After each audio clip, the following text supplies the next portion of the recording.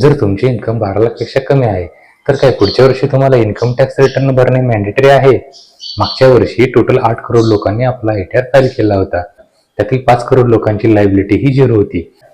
जर तुम्ही न्यूज लॅबनुसार 4 लाखापेक्षा जास्त कमवत असाल तर पहिली गोष्ट तुम्हाला ITR फाईल करणे मॅन्डेटरी आहे. मग टॅक्स लायबिलिटी झिरो का असेना? मी तर म्हणतो इन्कम तुमचं 4 लाखापेक्षा कमी का असेना, तुम्ही ITR नक्की भरा. ITR भरण्याचे 5 फायदे आहेत. तुम्हाला लोन घ्यायचं आहे किंवा चांगला टर्म इन्शुरन्स घ्यायचा आहे, विजाला अप्लाय करायचा असेल तर मागील 3 वर्षाचे ITR हे विचारले जातात.